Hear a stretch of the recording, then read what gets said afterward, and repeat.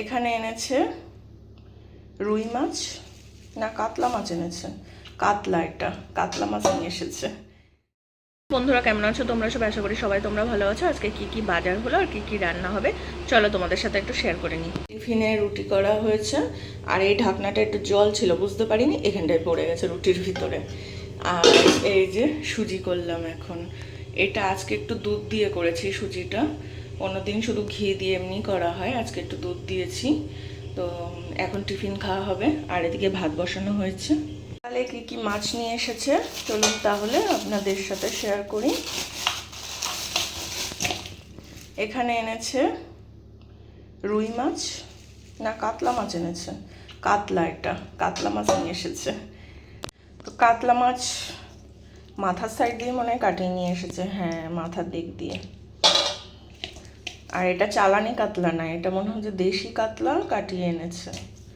হ্যাঁ এই যে পেটি দেখলে বোঝা যায়, দেশি কাতলা কাটিয়ে নিয়ে এসেছে। তো এটা রান্না হবে। আর এদিকে কি এনেছে দেখি,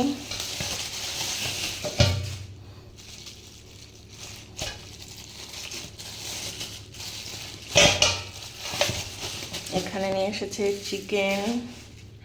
আর চিকেন আনলে তো লেগটা একদম অবধারিত আনতেই হবে। তো এই চিকেন রান্না হবে, আর এদিকে কাতলা মাছটা রান্না করব।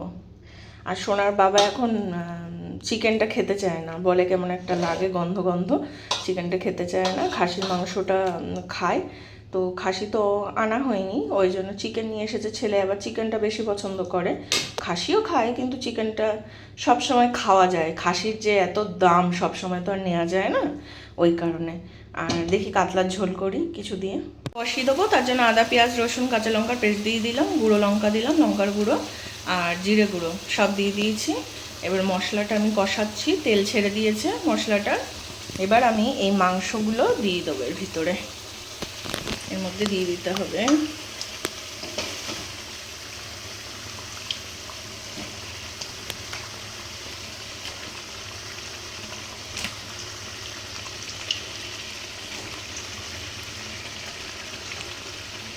সব দিয়ে দিচ্ছি এর ভিতরে, এবার কষাতে হবে।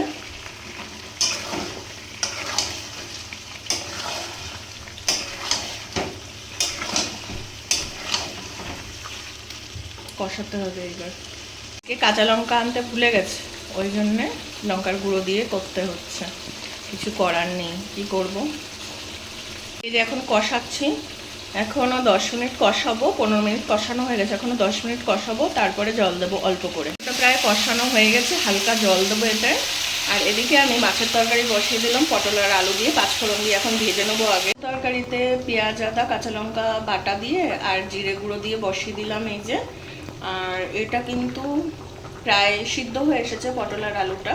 এবার আমি এই যে মাছ ভেজে রেখে দিয়েছি এখানে, এই মাছগুলোকে সব দিয়ে দেবো ওর ভিতরে, এর ভিতরে দিয়ে দিই সব, এর মধ্যে দিয়ে দিয়েছি। আর ক্যামেরায় কিন্তু একটু কালো আসছে মাছগুলো, কিন্তু পরে নিয়ে ওগুলো ওরকম লাগছে, কালারটা ব্রাউন হয়ে গেছে বেশি। তো এখন মাছগুলো সব দিয়ে দেওয়া হয়েছে, এবার ফুটলে মাছের ঝোলটা হয়ে যাবে। এদিকে আমাদের মাংসের তরকারি হয়ে গেছে, আর ছেলেকে তুলেও দিয়ে দিয়েছি খাওয়ার জন্য। মাছের ঝোল খাবে না, ওর বাবা মাছের ঝোল খাবে বলে এখন মাছের ঝোলটা হয়ে গেলে তারপর ওর বাবাকে দেবো। লাগলো ভিডিওটা অবশ্যই জানাবেন, ভালো লাগলে লাইক শেয়ার কমেন্ট আর সাবস্ক্রাইব করে সাথে থাকবেন, পাশে থাকবেন। আজকের মতো এখানে টাটা।